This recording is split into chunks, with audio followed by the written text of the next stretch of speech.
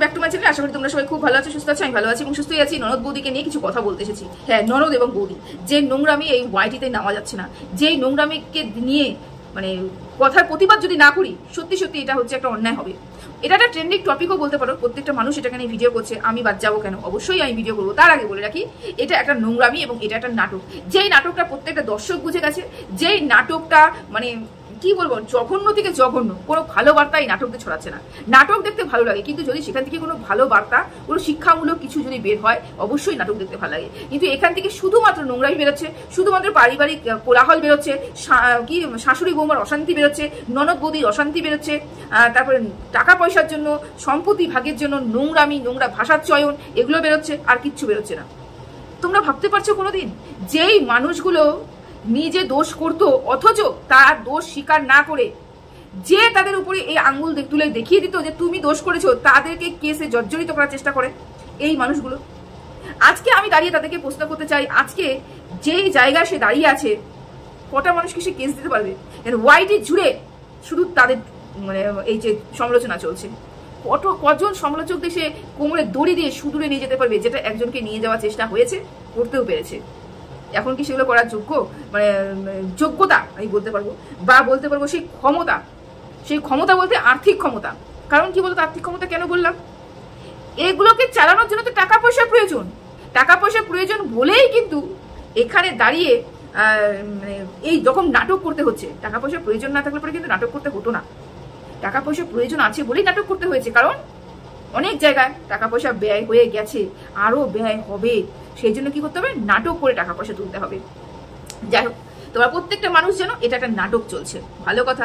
এবং নাটকটাকে যদি নাটক না ধরে সত্যি ঘটনা আমি ধরে নিই, বা তোমাদের কথা হিসেবে তর্কের খাতিরেও যদি আমি ধরে নিই যে এটা একটা সত্যি ঘটনা অবলম্বনে এগুলো সব চলছে, তাহলে কিছু পয়েন্ট এখানে আছে, কিছু গুরুত্বপূর্ণ পয়েন্ট আছে যেগুলো নিয়ে আমি আলোচনা করতে চাই। প্রথম কথা, এটা কি বিচার সভা?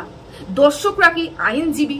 নয়তো নয়তো আমাদের বাড়িতে যদি কোনো অশান্তি হয়, আমাদের বাড়িতে যদি এরকম সম্পত্তি নিয়ে কোনো গন্ডগোল হয়, সম্পত্তি ঘটিত কোনো অশান্তি হয় ভাই বোন মা বাবার মাঝখানে, তাহলে কি করা উচিত? আমাদের প্রথম পদক্ষেপ আমাদের কি নেওয়া উচিত? প্রথম পদক্ষেপ নেওয়া উচিত বাবা বা মা যেই আছে না কেন, তার পারমিশন নিয়ে, তার সহমতিতে বা তাকে জানিয়ে পুলিশের কাছে যাওয়া, প্রশাসনের সহায়তা নেওয়া, আইনের হাত ধরা, আইন যেই পথে চলবে, আইনজীবীরা যেভাবে বলবে সেই পথে চলা, তাই তো? কিন্তু এগুলো কোনো কাজ তাদের ভিডিও থেকে আমরা শুনতে পাচ্ছি বা বলছে তারা না। এখানে কি হচ্ছে? এখানে শুধু বৌদি এবং ননদের মধ্যে অশান্তি হচ্ছে, এবং মার মধ্যে মানে শাশুড়ির মধ্যে অশান্তি হচ্ছে, বৌমার মধ্যে অশান্তি হচ্ছে। এর বেশি কিন্তু কিচ্ছু হচ্ছে না। যেই কাজ আমরা অনায়াসে আইনের পথে গিয়ে করতে পারবো এবং চুপচাপ করতে পারবো, চুপচাপ, আমাদের বংশে, আমাদের পরিবারে, আমাদের সবকিছুর মধ্যে যে আমরা গর্ব করে বলতাম যে আমাদের মধ্যে ভীষণ পরিমাণে মেলবন্ধন, আমরা এক হবো, কোনো দিনও আমরা আমাদের সংসার ভাঙতে দেবো না, আমরা এরকম করেই চলবো, এই যে দেখাবা হতো, তাহলে সেটাকে রাখা যেত, মানে মানে সেরকমই প্রতিচ্ছবিটা দর্শকদের সামনে তুলে রাখা হতো, এরকমই থাকতো, প্রতিচ্ছবিটা নষ্ট হতো না যদি ভেতরে ভেতরে কাজগুলো হতো। কিন্তু সত্যি সত্যি কি ভেতরে ভেতরে কাজ করার জন্য তাহলে এই প্ল্যানটা করেছে? না তো। এরা করেছে কি, ওয়াইটিতে এসে ইনকামের জন্য এই কাজগুলো করেছে। যদি সত্যি সত্যি কি বলবো, ভাগাভাগি, যদি সত্যি সত্যি সম্পত্তির ভাগাভাগির জন্য এগুলো হতো, তাহলে কিন্তু এগুলো কাজ এই সোশ্যাল মিডিয়াতে এসে বলতো না। কিন্তু সোশ্যাল মিডিয়াতে এসে বললে কোনো সমস্যার সমাধান হয় না। হ্যাঁ, একটা হয়, সেটা হচ্ছে টাকা ইনকাম হয়। আরেকটা হয়, পরিবারের কেচ্ছা বিক্রি করে পরিবারের বদনাম হয়, পরিবারের ওপরে কালিমালিপ্ত করতে পারে, প্রত্যেকটা পরিবারের সদস্যদের কালিমালিপ্ত করা যায়, এটা করতে পারে। কিন্তু পরিবারের সুনাম সুখ্যাতি হয় না, বদনামি হয়, তাই তো? যাই হোক, তাদের কথা হিসাবে আমি ধরে নিলাম যে এটা কোনো গন্ডগোল মানে অশান্তি, মানে সত্যিকারের অশান্তি, কোনো নাটক নয়। তাহলে প্রথম কথা, বাবার সম্পত্তির উপরে ছেলে মেয়ের সমান অধিকার রয়েছে, তাহলে মাঝখানে কেন ননদ এসে বৌদির কাছে সম্পত্তির ভাগ চাচ্ছে? কেন? কিসের জন্য? একটা বৌদির কাছে একটা ননদ এসে সম্পত্তির ভাগ কেন চাইবে? কারণ ওটা তার বাপের সম্পত্তি, এবং বাপের সম্পত্তি মা থাকাকালীন মাকে জানিয়ে ওই সম্পত্তি যদি ভাগ করা হয়, তাহলে সমান ভাগে ভাগ করা হবে। সেটার মধ্যে অধিকার রয়েছে তার মেয়ের। যেই মেয়ে এই মুহূর্তে চিৎকার করে বলছে আমার ভাগের প্রয়োজন, আমার ভাগের প্রয়োজন, আমার লাগবে, আমার লাগবে, তার এটা আমি কোনো মতন অন্যায় দাবি বলতে পারি না, অন্যায় দাবি নয়। আমি মনে করি, আমি কেন, আমাদের আইনও জানে যে এটা আমাদের সংবিধানেও আছে, একটা বাবার সম্পত্তি সে যতটুকু থাকুক না কেন তার উপরে যদি 3টে বাচ্চা থাকে 4টে বাচ্চা থাকে তারা সমান অধিকার পাবে না, মেয়ে বলে কম পাবে ছেলে বলে বেশি পাবে এরকম কিচ্ছু নয়, সমান পাবে। তাহলে কেন ননদ এসে শুধু বৌদির কাছে সম্পত্তির ভাগ চাচ্ছে? কারণ বৌদি ওখানে যা বাড়িটা বানিয়েছে বলে। এবার তোমরা বলো বৌদি কোন হিসাবে বাবার সম্পূর্ণ জায়গাটার উপরে সম্পত্তির উপরে বাড়ি বানিয়েছে, কোন হিসাবে? একটা মেয়ে মানে সরি দুটো মেয়ে আরো একটা দাদা যেখানে উপস্থিত রয়েছে সেখানে কোন হিসাবে ওই বৌদি এখানটা এসে বাবার সম্পত্তির উপরে বিশাল বড় একটা দালান ঘর তৈরি করে নিয়েছে?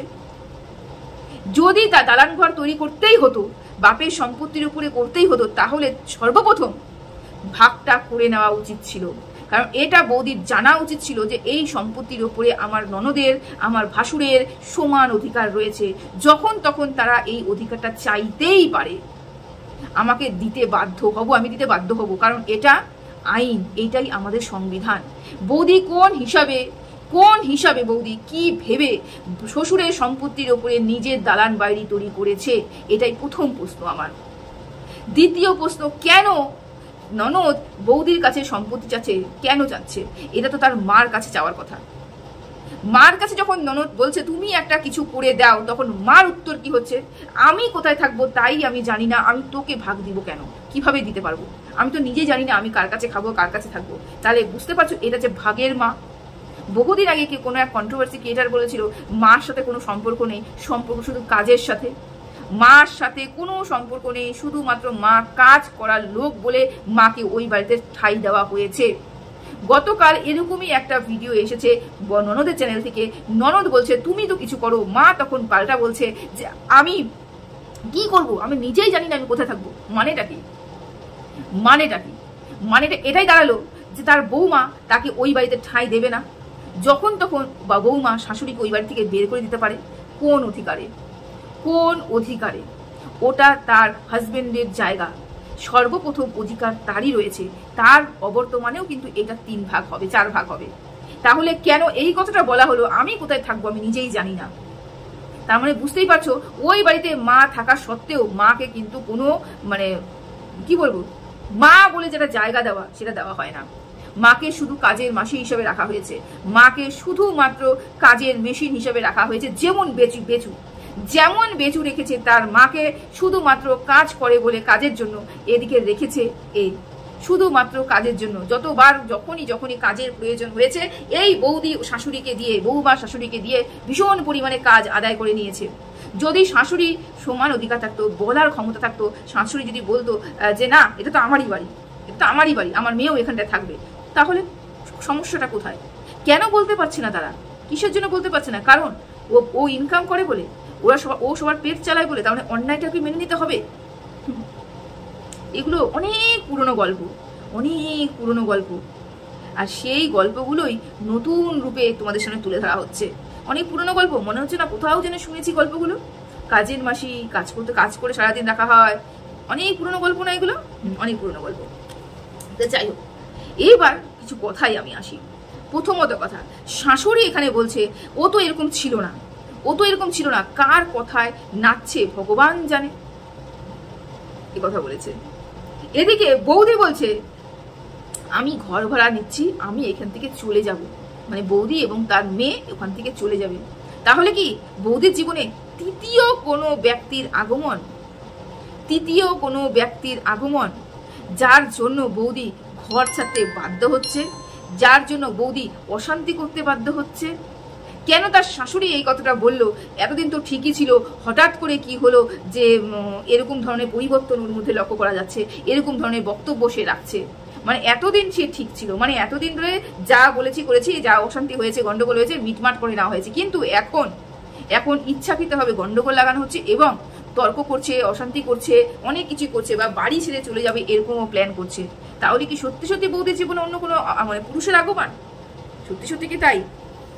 কমেন্ট বক্সে দেখেছি, তার কমেন্ট বক্সে দেখেছি সত্যি কি তাহলে তৃতীয় কোনো ব্যক্তির আগমন? কেন এটা তো এখন চলে এসেছে। এই পরকীয়ার হাওয়াটা তো একজনের পর একজন, মানে একজন ব্লগার, তারপর আরেকজন ব্লগার এই করতে চলে এসেছে। এবার তো এখানে এসে ঠেকেছে। যেটা কেউ কল্পনাও করতে পারেনি, ওখানে এসে ঠেকেছে। তাহলে কি এটাও হতে পারে? শাশুড়ি কি তাহলে ওখানে ইঙ্গিত করলো যে কে কানে মন্ত্রণা দিচ্ছে? শাশুড়ি কি ওই জায়গাটাতেই ইঙ্গিত করতে চাইলো তাহলে তৃতীয় কোনো ব্যক্তির আগমন ঘটেছে? এবার সবার একটাই প্রশ্ন, ছেলেটা কেন সামনে আসছে না? যেটা বৌমা বলছে, ছেলে সামনে আসতে চাচ্ছে না। ছেলে না মার হয়ে বলবে না বউয়ের হয়ে বলবে। বৌমা এই জন্যই অশান্তি করছে ছেলের সাথে যে তোমাকে আমার হয়েই কথা বলতে হবে। আমি এতদিন ধরে সংসারটাকে গুছিয়ে নিয়েছি, খেটে করেছি, অনেক কিছু করেছি, অনেক পরিশ্রম করেছি, দাঁড় করিয়েছি, সব তোমাদের জন্য করেছি, সব তোমার জন্য শেষ করেছি, এই করেছি সেই করেছি, সব কিছুই সে বলছে, তাই তো? তাহলে ছেলেটা এসে এখন কি বলবে? ছেলেটা না মার সাথ দিতে পারবে, কারণ মা যদি সাথ দেয় ছেলেটা, তাহলে বউ তো ছেড়ে চলে যাবে, তাই না?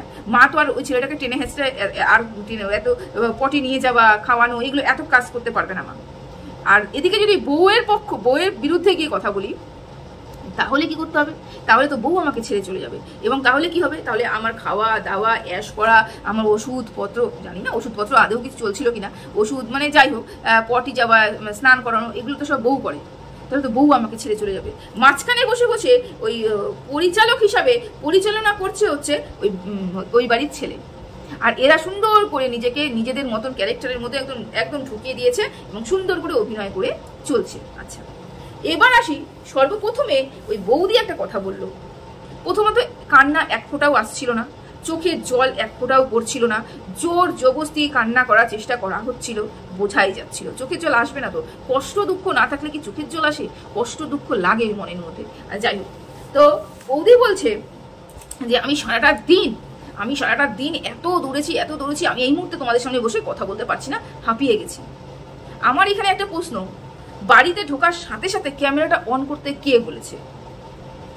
মানুষকে কি দেখানো, অভিনয়টা দেখানো যে আমি এত দূর থেকে ঘুরে এসে সাথে সাথে ক্যামেরাটা অন করে বলছি আমি ভীষণ হাঁপিয়ে গেছি, আমি প্রচুর পরিশ্রম করেছি, আমি ঘর ভাড়া খুঁজেছি, এদিক খুঁজেছি, ওদিক খুঁজেছি, এটাই বলার জন্য কি হাঁপানোটা? না হলে আমরা নর্মাল মানুষ যদি ঘুরে আসি, রোদের থেকে আসি, বাইরে আসি, আমরা ক্যামেরাটা অন করবো না, কিন্তু আমরা 5 মিনিট রেস্ট নেব, একটু বিশ্রাম নেব, চুপচাপ থাকবো, তারপরে গিয়ে ক্যামেরাটা অন করে, যদি আমাদের বুঝতে দিতে না চাই, আমরা দর্শকদের কিছু বুঝতে দিতে না চাই, নীরবে আমার যতটুকু কথা বলা দরকার আমি বলে দিয়ে চলে যাব। কিন্তু আমি ক্যামেরাটা অন করলাম এবং হা হা হা করে বলছি আমি হাঁপিয়ে গেছি, আমি কথা বলতে পারছি না, আমি হাঁপিয়ে গেছি, আমি কথা বলতে পারছি না, এমন তো নয়। ক্যামেরাটা অন্য কেউ করছে, ক্যামেরাটা তো নিজেই করছে, তাহলে কেন ও একটুখানি রেস্ট নিয়ে ভিডিওটা করলো না? কেন রেস্ট নিয়ে ভিডিওটা করলো না? আর একটা প্রশ্ন রয়েছে, সে বলছে আমি হাঁটছিলাম, কিন্তু অথচ আমরা দেখলাম সে টোটোর মধ্যে ছিল। যাই হোক, তার বক্তব্য হিসাবে সে হাঁটছিল, এদিক ওদিক ঘুরছিল, তারপরে নাকি তার মাথাটা ঘুরে গেছে, মাথাটা ঘুরে গিয়ে হাতের থেকে ব্যাগ পড়ে গেছে, ব্যাগের থেকে নাকি টাকা পয়সা সবকিছু পড়ে গেছে। উফ, আমি বলছি কি, তাহলে কি ব্যাগের চেনটা লাগানো ছিল না? ব্যাগে কি চেনটা লাগানো ছিল না? আমরা যদি নর্মাল এরকম করে একটা ব্যাগ নিই, মনে করো নর্মাল আমি এরকম একটা ব্যাগ নিলাম, আমার হাত থেকে যদি ব্যাগটা পড়ে যায়, চেন যদি লাগানো থাকে, তাহলে আমার কিচ্ছু পড়বে না, সব একদম আমার কাছেই থাকবে। বাই চান্স যদি কোনো কারণবশত আমি চেনটা লাগাতে ভুলে যাই, যদি এরকম করে পড়ে, তাহলে কি পড়বে? হলেও হতে পারে একটা ছোট জলের বোতল, সেটা গড়িয়ে পড়তে পারে। এমন তো নয় যে কেউ ঝাড়া দিচ্ছে ব্যাগটাকে আমার কাছ থেকে নিয়ে কেউ একটু করে ঝাড়া দিয়েছে যে সব কিছু উপর হয়ে পড়ে গেছে, তা তো নয়। তাহলে সে বলছে যে আমি যখন রাস্তায় পড়ে গেছি, মানে রাস্তায় এরকম মাথা ঘুরিয়ে গেছে, আমি গাছটা ধরে নিয়েছি, পাশে একটা পুরুষ ছিল, একটা লোক ছিল, সে আমার ব্যাগ থেকে টাকা পড়ে গেছে, সে আমাকে উঠিয়ে দিয়েছে। মানে এদেরকে কি বলবো বলো তো? আমাদের হাত থেকে কি কোনোদিন ব্যাগ পড়ে না? আমাদের কি কোনোদিনও মাথা ঘুরায়নি? মানে হাসিও পায় এগুলো সব ভাবলে পড়ে না। মানে এরা সোশ্যাল মিডিয়াটাকে কি হারে ব্যবহার করে নিচ্ছে, কি হারে নোংরামি করে নিয়েছে, কি হারে ইউজ করে ফেলছে। বৌদি, ননদ, শাশুড়ি সবাই মিলিয়ে কি হারে নোংরামি করছে, ভাবতে পারছো? আমার আরো একটা প্রশ্ন তার ননদকে, যে আমার বৌদির কাছে আমি বাপের সম্পত্তি চাইবো না, 1 নম্বর কথা। আর 2 নম্বর কথা, আমি এখানে থাকবো, আমি এখানে খাবো, অথচ আমি কোনো রান্না করবো না। কোন নবাব নন্দিনী সে? কোন নবাব নন্দিনী যে বাড়িতে থাকবো অথচ আমি রান্না বান্না কিছু করবো না, আমাকে রান্না করে খাইয়ে দিতে হবে? এগুলো কথা কোনোদিন জীবনে শুনেছো? আমি বৌদির বাড়িতে থাকবো, বৌদির জায়গাটা নেবো, মানে বাপের জায়গাটা নেবো, বাপের বাড়িতে থাকবো, অথচ আমি কোনো রান্নাবান্না কিচ্ছু করবো না। আমাকে সে বলেছে, আমার মা বলেছিল, বাবা বলেছিল, আমাকে বিয়ে দিচ্ছে, যদি ভালো না হয় সে ফিরে আসতে ওরা হয়তো দায়িত্ব নেবে। এটা কোনো কথা? তার জন্য কে দায়িত্ব নেবে? বৌদিকে দায়িত্ব নিতে হবে। হ্যাঁ, আমি তো নিজেও কোনো কাজ করতে পারি, আমি তো নিজের পায়েও দাঁড়াতে পারি, আমি তো নিজেও ইনকাম করার চেষ্টা করতে পারি, আমাকে কেন হাত পাততে হবে? ননদ সমানে মার কাছে বৌদির কাছে হাত পেতে যাচ্ছে, আমাকে দিতে হবে, আমাকে দিতে হবে, আমাকে দিতে হবে। এতটুকু সেলফ রেসপেক্ট পর্যন্ত তাদের নেই যে আমি কেন মানুষের কাছে হাত পাতে যাব?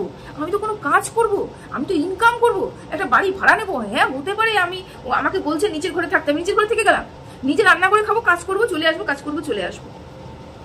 এরা মানে কোন পর্যায়ে পৌঁছে গেছে, কোন পর্যায়ে পৌঁছে গেছে কল্পনা করতে পারছি না আমি। এই সেই চ্যানেল, যে চ্যানেলের উপরে নাকি দাগ অন্য মানুষে দেয়, এরা কিচ্ছু করে না। তো চলো, কেচ্ছা কেলেঙ্কারি খুব তাড়াতাড়ি বন্ধ হবে সবার। সবাই ভালো থেকো, সুস্থ থেকো, টাটা।